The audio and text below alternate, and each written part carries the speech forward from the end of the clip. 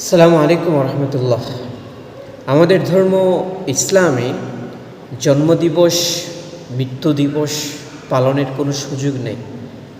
এই দিবস পালনের প্রথা বা নিয়ম সংস্কৃতি হচ্ছে এই বিধর্মীদের, এগুলো মুসলমানদের কালচার না। এই জন্যে এই ধরনের সংস্কৃতি আমরা গ্রহণ করতে পারি না। আর যারা গ্রহণ করেন তাদের ব্যাপারে হাদিসে মুবারাকার মধ্যে ধমকি এসেছে।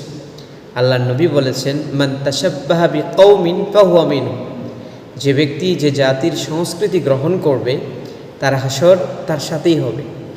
এখন আপনার হাসর যদি তাদের সাথে হোক, এই জিনিসটা আপনি চান, তাহলে তাদের সংস্কৃতি আপনি গ্রহণ করেন।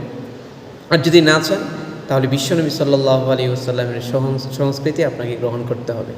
তো এই হাদিস থেকে আমরা এই জিনিসটাই বুঝতে পারলাম, কোনো মুসলমান বিজাতীয় সংস্কৃতি গ্রহণ করতে পারে না।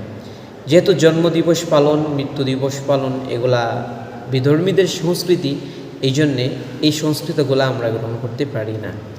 এখন আসুন, নবী সাল্লাল্লাহু আলাইহি ওয়াসাল্লামের জন্ম দিবস অথবা মৃত্যু দিবস পালন করা যাবে কি না, যেখানে রাসূল স্পষ্ট ভাষায় বলে দিয়েছেন বিজাতীয় সংস্কৃতি গ্রহণ করা যাবে না।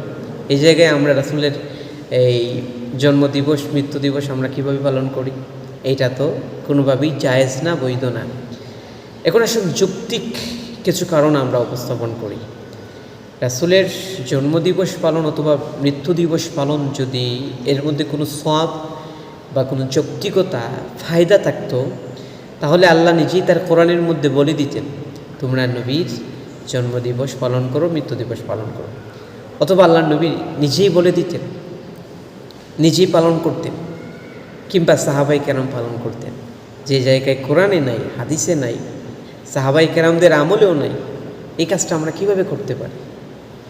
তো নিজের জন্মদিবস পালন যেমনিভাবে পালন করা ঠিক না, ঠিক তেমনিভাবে নবী সাল্লাল্লাহু আলাইহি ওয়াসাল্লামের জন্মের মাসকে কেন্দ্র করে জন্ম দিবস, মৃত্যু দিবস এগুলো পালন করা ইসলামে নাই। আল্লাহ তাআলা আমাদেরকে হেফাজত করুন, আমিন।